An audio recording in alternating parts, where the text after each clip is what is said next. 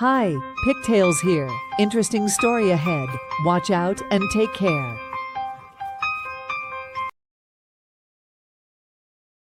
Just a young, carefree girl of 7. Your mother, the queen, decided to take you into the village one bright summer morning. She felt it important for you to see more of the kingdom you would one day rule. As the two of you were strolling along, you came across an impoverished beggar woman pleading desperately for money and food. The poor woman had her own tiny daughter by her side, a girl who seemed around the same age as you, my child. Their clothes were just dirty and torn, hanging loosely on their thin, hungry bodies. The little beggar girl's ribs showed through her torn clothes. They looked tired and desperate, my dear. But you were just an innocent girl who didn't understand what it was like to be poor.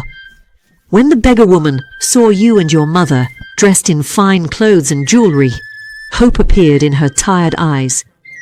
She quickly came over and knelt before you, pleading, "My noble queen and lovely young princess, my daughter and I are very poor and hungry. We haven't eaten in almost 5 days, and we're starving. Please, could you give us some coins or scraps of bread so we don't die?" At that moment, the poor little beggar girl with her was so amazed by the sight of you, a beautiful princess, that she ran forward and hugged you. My dear, I know you didn't mean any harm. You were just scared by the sudden embrace from a strange, dirty child. But in your panic, you pushed the little girl away from you because her ragged clothes touched your fine silk dress. Your royal hands pushed the small girl to the ground. As she looked up at you with confused, teary eyes, you said cruel things I can't forget. "Disgusting wretch," you shouted. "How dare your dirty hands touch me? You stink. Your smell is awful." In your disgust, you even hit the little beggar girl hard on her face. Then you spat at the poor woman, still kneeling before your mother, asking for help. "Disgusting beggars!" you yelled. "Stay away! Leave us alone!" Trying to escape a situation you couldn't understand, he grabbed your mother's arm and pulled her away, back to the palace gates without looking back. I can't forget the shame and regret I feel for not being there that day, to guide you both on how royalty should have compassion for the suffering of our people in our hearts. There, on her knees in the dirt, the broken beggar woman cried out in pain, a sound that still echoes in my troubled dreams. Tears filled her eyes as the distressed little girl held onto her mother tightly. Even as you walked away, my daughter. The beggar woman looked up to the sky and cried out, "Beautiful Princess Adanne, because of your unnecessary unkindness to my innocent, hungry child today, you will be cursed. From now on, for the rest of your life, you will have the worst body odor imaginable. It will be so awful, so horrible, that no one will want to be near you. This kingdom, which has spoiled you as its darling princess, will turn against you. People will laugh and make fun of you, whether you're lovely or not. You will feel embarrassed and alone until your last breath." Then, the beggar woman seemed to transform. Though she still looked tired, she stood tall, her face showing a strange power despite her ragged clothes.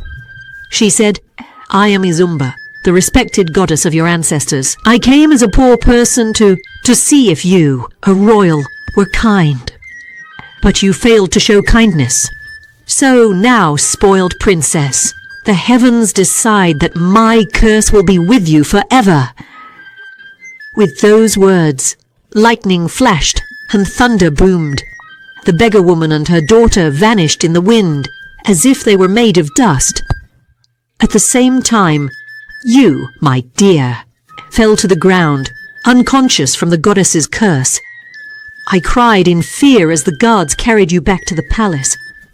We called upon all the kingdom's priests, healers, magicians, and doctors to try to save you, chanting old spells day and night, hoping to bring back a glimmer of hope that we hadn't lost you forever.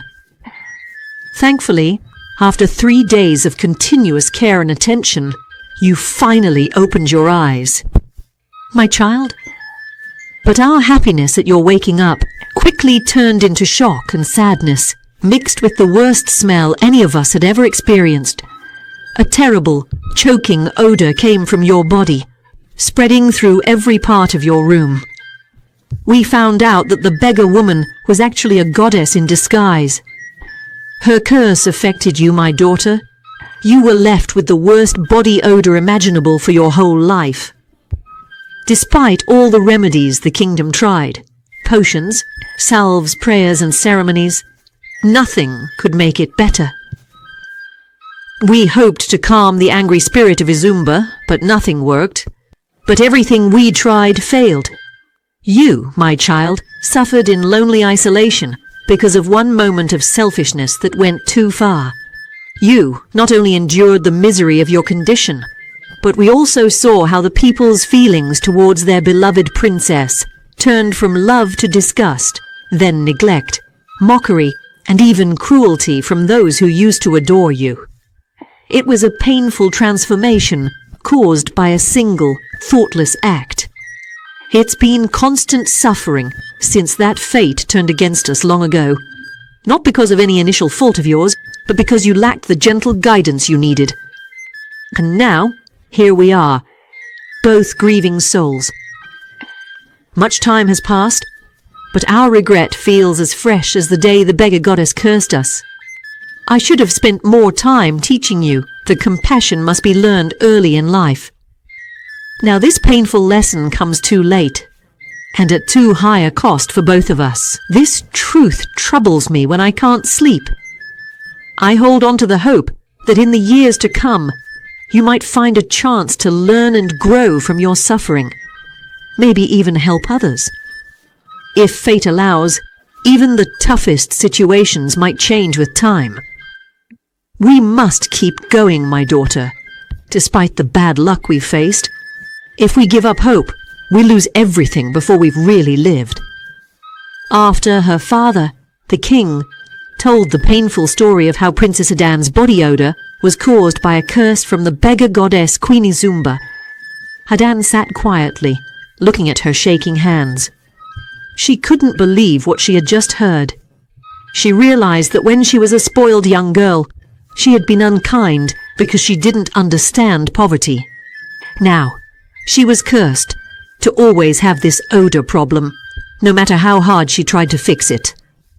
Adanne felt like something inside her broke when she understood that her life of pain and loneliness was because of one mistake she made as a child. She cried heavily, feeling incredibly alone and hopeless. She barely managed to say, "Thank you for telling me," before running out of her father's chambers, crying so much she couldn't see, with her father calling after her. Adanne hurried through the dark stone corridors, trying not to make any noise that might wake up the people in the palace. She ran out and didn't stop until she reached her small hut at the edge of the grounds. There, she collapsed onto her sleeping mat and gave in to her overwhelming grief and despair. She cried hard, blaming herself and feeling sorry for herself until she fell asleep from exhaustion as the sun began to rise. The next morning, Adanne woke up feeling confused for a moment, forgetting the torment of the previous day before reality hit her again. She desperately wanted to talk to her beloved Arinze, the only person who stood by her despite her frequent smell problems. Arinze fully accepted Adanne, unlike everyone else. But how could Adanne face him now, knowing she could never marry him without exposing him to a life of mockery and humiliation from the mean villagers alongside her? Feeling hopeless and wanting to spare the man who loved her, Adanne decided to distance herself from Arinze.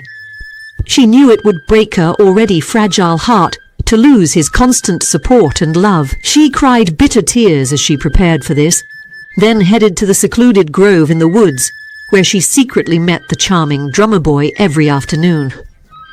When Adanne arrived and saw Arinze eagerly waiting with a delighted smile, his happy